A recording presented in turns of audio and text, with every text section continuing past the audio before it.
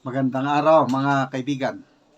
Pag-usapan natin itong pahayag ng Pangulong Marcos sa isang campaign rally February 28, 2025. I don't know kung saang lugar ito. Ito ipinost ni Optic Politics 3 hours ago. Sabi ni Optics, "Let's not listen. Yeah, we won't listen to your designated chihuahuas. Better will be retarded."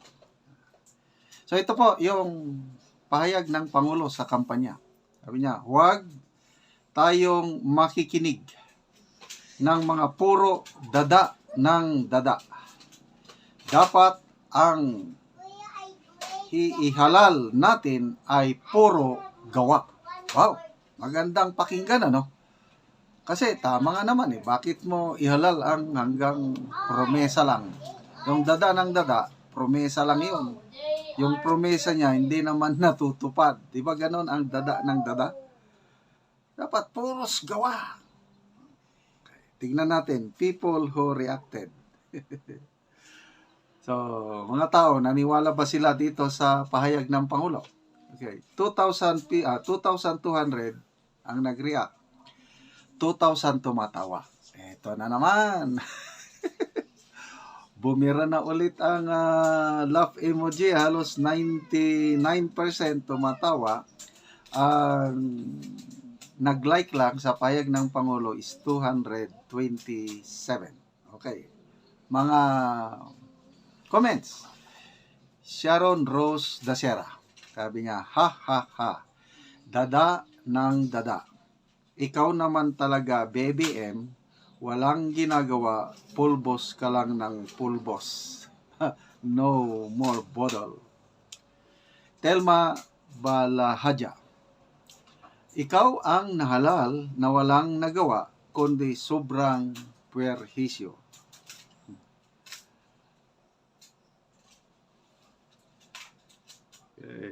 Dito. Eva Guevara. Huwag makinig sa katulad mong dada ng dada. Walang nagagawa, puro pangungurakot lang alam ninyo. Wala kayong awa sa mga Pilipinong lalong naghihikaos.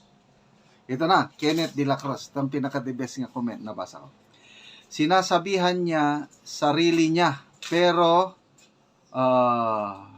dada at nakaw transfer fund ginagawa niya for political budget, for election. Walang ginawa kundi namumulitika imbis ayusin ang problema ng Pilipinas, kagaya ng high inflation at jobless na mga Pilipino.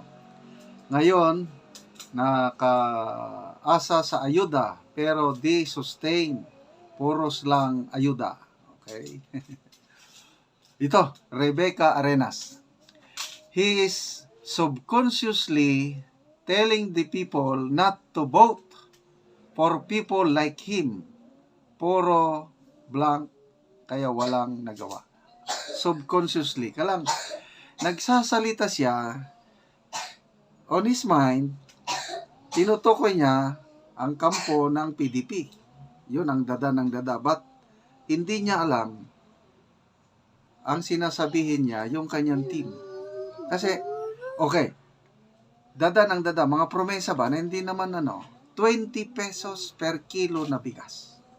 Di ba galing sa kanyang bunga?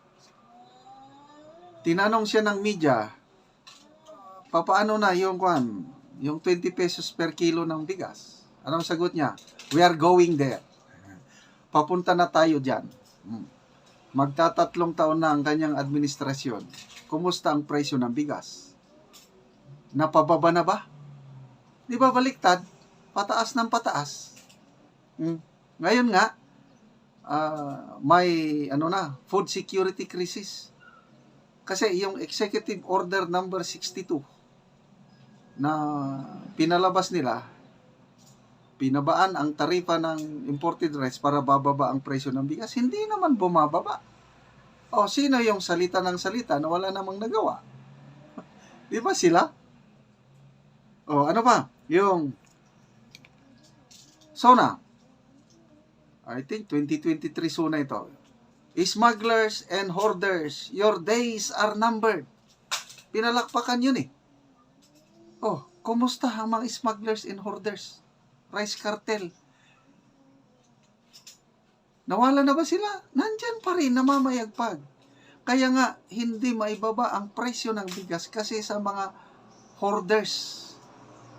Rice cartel, yun ang sinabihan niya nga, your days are numbered. Ang dami. Ano pa yung listahan ko? Bayan, babangon muli yung kanyang promise. Kumusta itong 3 taon na panunungkulan? Kumusta ang buhay ng nakakaraming Pilipino? Gumaan ba o lalong bumiga? AFP modernization. Noong December, ang ganda yung kanyang salita. We are committed of building a world-class armed forces that is a source of national pride and national security. Ang gandang pakinggan, ang gandang palakpakan. O ngayon, dahil sa Supreme Court oral arguments na booking, salamat kay Justice Amy Lazaro Javier. Ni-research niya na pag-alaman. Panahon ni PRRD, kompleto ang AFP modernization 2020. Basta 25 billion, 20 billion, 25 billion, 25 billion, 27 billion, 29 billion for 3 years. Kaya maraming nabiling kagamitan panahon ni PRRD. 2022, 2021, 2020. Pagdating sa panahon ng Marcos administration, 2023, zero budget ang AFP modernization. 2024, ganon din. 2025, ganon din. Oh, sino yung dada ng dada? Wala namang nagawa. So, subconsciously, sinasabihan niya ang kanyang administrasyon. Nagsalita siya laban sa kanya. He's telling the public not to vote for his candidates. Yun ang labas nito. Okay, mga kaibigan, salamat po sa inyong palaging panonood sa ating mga videos. Nakakatulong po kayo sa Tribong Talaandig kasi ang sweldo sa YouTube channel nito, ibinibili natin ng yero at pako, binibigay natin sa Tribong Talaandig kasi kawawa po ang mga bahay nila, butas-butas. Pag umulan sa gabi, magpayong na lang daw sila. So, panoorin nyo ang video na ito. Nakakaawang kalagayan yung mga bahay. So, yun, bibigyan natin ito ng libreng yero at pako. Pagpatuloy nyo lang ang inyong panonood, lalo na yung hindi nyo pag-skip ng ads. Anapod may dinhi sa sentro sa Tikalaan og amoning bisitahon ang balay og among interviewon si ante. Ayo, ante! Ante, ayo! Ay, dayon sa among balay nga buslot gatuluan na. Buslot ining balay, gatuluan na. Gatuluan na. Oo, sa atong tanawon, ante. Asa dapit, ante? Ni ara. O, kana. Mga luag na gid kayo ang tigbulsot. So, kung mulan, Gatuluan gyud ni. oo, kay gabok na man gud ang inyong yero. Oo. Oo, so mo na ni ang balay ilang ante. O kuan na gyud, gabok na gyud ang ilang hero. O mga luag na gyud kaayo. Tungod kay dugay na ni nga ilang hero. Oo. O mo na ni ang kahimtang ilang ante. Nga Nga ni 26 na katuig. oo, ang ilang pagpuyo mo na gyud ni. So makita gyud nga ang ilang kahimtang sa nagatan-awan ni sa video. Oo. So, ante, pila na ni katuigan yung balay, ante? 26 na katuig. 26 na katuig. So, karon gabok na gyud kay dugay na. Dugay. Oo. So, karon ante nga nakita namang gyud ang inyong balay, ante, nga inani mga luag namang gyud kaayo, ante, og bulsot. So, manguha na mo, ante, og kahoy. Oo, kay naa na mi, ante, istak nga sin lansang pako nga ihatag sa sama sa inyo, ante, nga nagkalisod. Karon, ante, unsay imong maistorya, ante, nga matagaan na kagiro. Salamat Ginoo sa imong gihatag kanako. Oo.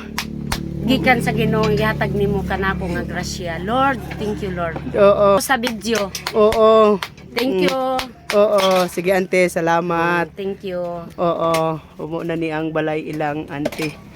So kuan na gyud kaayo ang ilangero. So mo na ni ang ilang pagpuyo. Makita, salamat sa nagatan-aw sa video nga mutabang sa among tribo nga taliwala sa among kalisod. Salamat sa inyong pagtabang sa amo.